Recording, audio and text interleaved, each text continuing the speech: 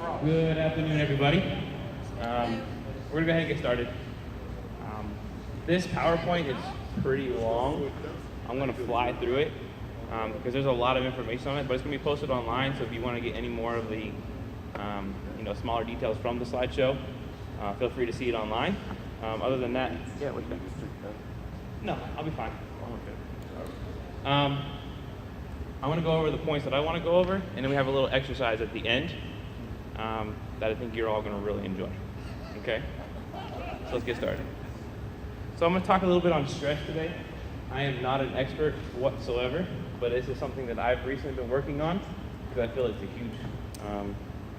huge thing for me. Being a new dad, I'm back in PT school. I'm now the coordinator, so I got the whole position to myself. So a lot of these things are piling on, and I'm finding myself struggling to juggle everything, okay? So one thing we learned last semester in one of my classes was a relaxation technique and how to relieve the physiological effects of stress, okay? So we're gonna talk about some of the consequences of stress, what stress is, and then I'm gonna teach you guys how to relax, okay? What is stress? It is the reaction people have to excessive pressures or other types of demand placed upon them. It arises when they worry that they can't cope. Try to stay on this side. It's the wear and tear our minds and bodies experience as we attempt to cope with our continually changing environment. I really like this equation. One, I love math. I'm a big math nerd. But other than that, it's a really good representation of what stress is. It's when the pressure is greater than the resources, okay? Whether it's time, money, whatever the case may be, whatever you're pressured to complete and the resources aren't there, you're gonna feel stressed in that situation. Some of the stress feelings you get: worry, tense, frightened, depressed, anxious, anger. A lot of things you probably already know. There's internal, external stressors. Okay, external are like your physical environment, social interaction. I know for me, I don't like public speaking, so this is stress for me. I'm an introvert, so going to even like church functions or whatever where I gotta go be social with people, that's stressful to me.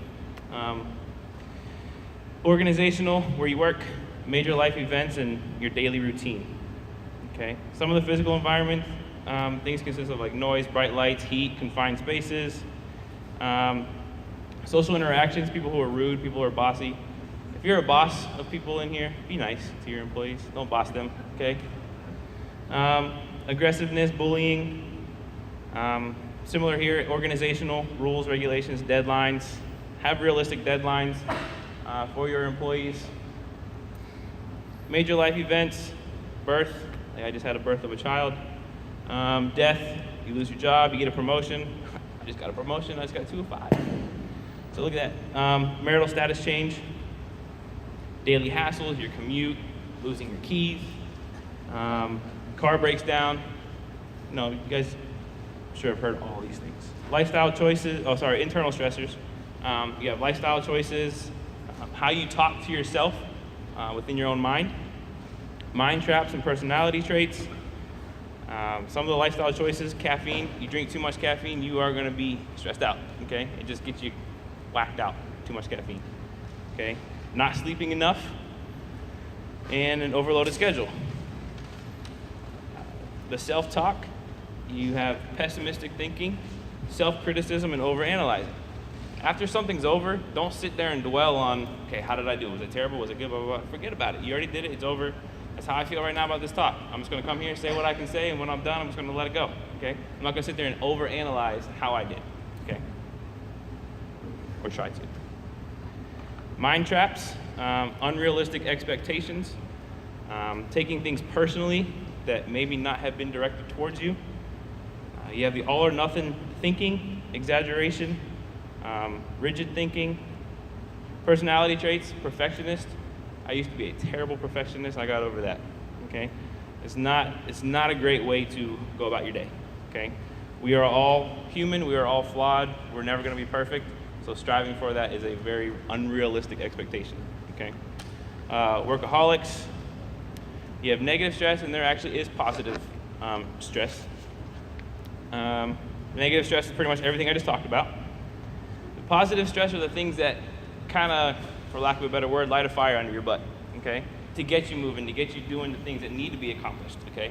How you take that and control it and manage it depends on whether or not it goes to a negative stress or it comes to a positive result, okay?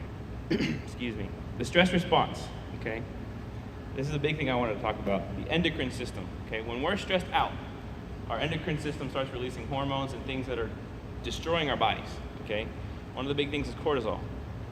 It's like the opposite of muscle building and all the stuff that we want released when we're exercising, like human growth hormones, testosterone, all that good stuff that helps us, lose weight, build muscle, all those positive things. Cortisol goes in there and kind of wipes it all out, okay? Cortisol's terrible. We don't want that. Good for pain relief, but not when you're stressed out, okay? Your body does naturally release that, okay? Some of the things that you may notice when you're stressed out, your pupils will dilate, you excessively sweat, your increased heart rate, increased blood pressure. I underline those two because that's something we deal with all the time in Pro Club, okay? Heart rates are too high, especially when you're doing your 1 mile walk test. Blood pressure's too high, we can't even do the test. So these are kind of things that stress can elicit physiologically, okay? Muscle tenseness, hey, sit and reach test. Now the hamstring test. If your muscles are tight, you're not going to get as good a score on that, okay? Another negative side effect of stress. General adaptation syndrome, okay?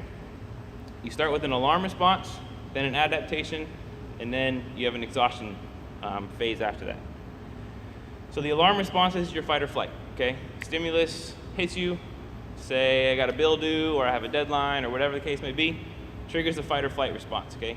Adrenaline starts kicking up, your body gets ready to handle that stress. Then in the adaptation phase, if the source persists, the body prepares for long-term protection, which is when a lot of these hormones get secreted at that point, okay? It increases your blood sugar levels because your body needs energy to handle the situation that's about to happen. So there's more blood sugar in your system to convert to energy, okay? If we don't use that energy, the body releases more insulin to combat that blood sugar. More insulin means more body fat storage, okay? So these are all the chain of events physiologically when we're stressed out, okay? It's common, not necessarily harmful, but most include periods of relaxation and rest to counterbalance the stress response, okay? So a lot of times after a stressful situation, you're gonna feel tired, okay? And that's the exhaustion phase. In chronic stress situations, sufferers enter the exhaustion phase. Emotional, physical, mentally, adrenal exhaustion, that's when the body doesn't produce as much adrenaline. So without that adrenaline, you kind of feel sluggish, okay? Some symptoms of stress, we'll fly through this. Fatigue, headaches, aches and pains, heart palpitations, that's a big one, okay? Sweating and trembling. Some mental symptoms, you find yourself not being able to concentrate as well, okay, because you're so stressed out. You forget things. Difficulty in making decisions, confusion, disorientation, panic attacks.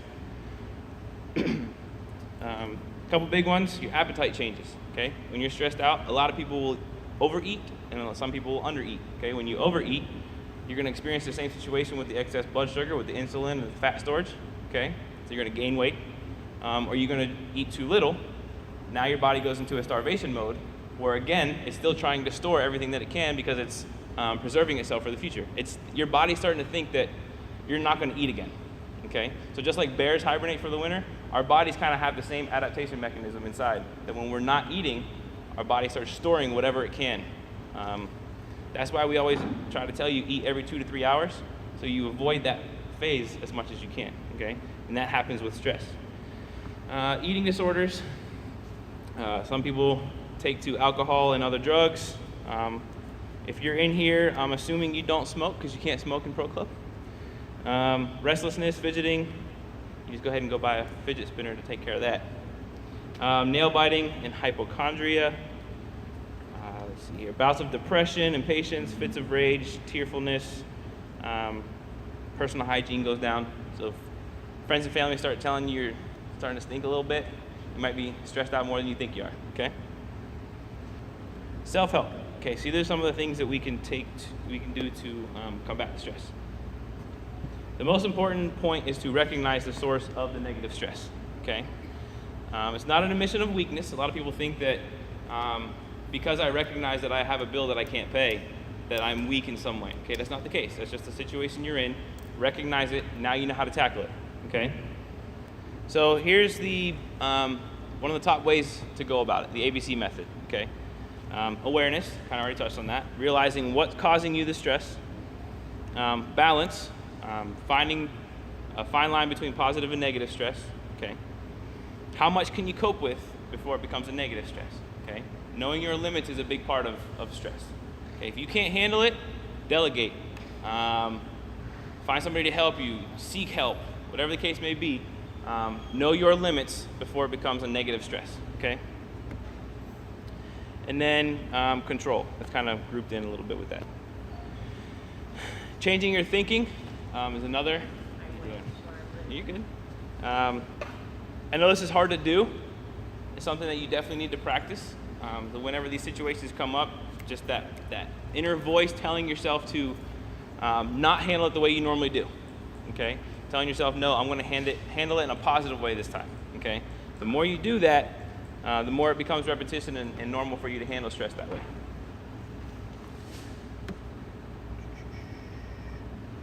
On the positive thinking, don't focus on the powerlessness. Don't focus on the hard part of whatever's going on. Focus on your strengths. Okay? Focus on what you know you can do to help beat that situation. Okay? A really big one for me right now, I've never done this all my years of schooling, but I have a little agenda calendar with all the dates in there. I've never done this before. And I have every day that I have an exam due, an assignment due, baby's appointment, whatever the case may be, I have it all there in my calendar. If I didn't do that, I'd be losing my mind right now, okay? So that's a big one, get organized, okay? Humor, whatever makes you laugh, do it, okay? Whether it's watching some comedians on YouTube or right now it's my kid because he cracks up at everything. Okay, he puts a little block inside a lid and it's the funniest thing in the world to him. Love it. Okay, so it's things like that. Find what makes you laugh. Time management, probably the number one thing that's the biggest stressor is just not enough time for people. Writing down a list, knowing what you need to get done. What you want to get done and what's really not that important to get done right now. Okay, kind of prioritize that list. Cut out wasting time. It's a big one, at least for me. Humor, kind of talked on that already. It improves your breathing. It actually improves your respiratory rate. Okay, it actually physiologically calms you down. You may be laughing so hard that you're out of breath, but it's kind of like exercise where when you're done, your body's more improved and it's just more fit, I guess, if you want to look at it that way. Humor kind of does the same thing. It actually improves your respiratory rate. It's kind of cool. And it pumps endorphins into our blood, you know, just like exercise, okay? Here's an easy one. Calm down. Simple as that, right? Just take a deep breath, relax, okay? Change your lifestyle. I'm going to emphasize the diet and exercise, okay? Two big contributing factors to stress, okay? Leisure, relaxation. We're going to really touch on that relaxation here in a minute. But leisure, finding the activities that are important to you. Okay. For me, my wife knows Fridays from 5 to 8, my schedule is blocked off every week. Okay. I play ultimate frisbee with some friends. Okay. Every week, that is my outlet. That is my leisure. That is the time where I go and just blow off steam, and I have a really good time. Okay. That's my thing. So find your thing. Whether it's a bike ride, whether it's with people, without people, whatever your thing is, find that and do it. Okay? And don't let anybody take that away from you because that's your thing. You need that. If you don't have that, you're not going to be as effective in the rest of handling stress or life or family or whatever it may be. Okay? Diet. Stop smoking and drinking too much. Exercise, which you all have to do for Pro Club anyway. Sleep's a big one. Okay? The more you exercise, the better your sleep is. So these are kind of connected. The more you exercise, when you actually go to bed at night, you actually sleep, okay? You might think you're sleeping a full 8 hours, but you're restless all night, okay? When you're exercising, you actually go to sleep and sleep. okay? On the other side of that, make sure you're trying to get that full 8 hours, okay? You'll wake refreshed, and you'll have plenty of energy for the next day to handle the stresses that you know are coming, okay? And relaxation, we're about to have fun. All right, now, when I first experienced this, I thought it was silly, okay? I was like, oh dear. We were in the middle of a massage class, and we were learning massage techniques, which is half the class is relaxing and the other half of the class is stressful, okay? Because you're actually trying to administer a massage.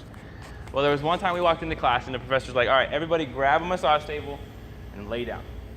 And she put this little recording on, okay? And this lady starts talking to us. And I'm like, oh gosh, it's gonna be one of those silly little meditation tapes or whatever. Within 6 minutes, I was out cold, okay?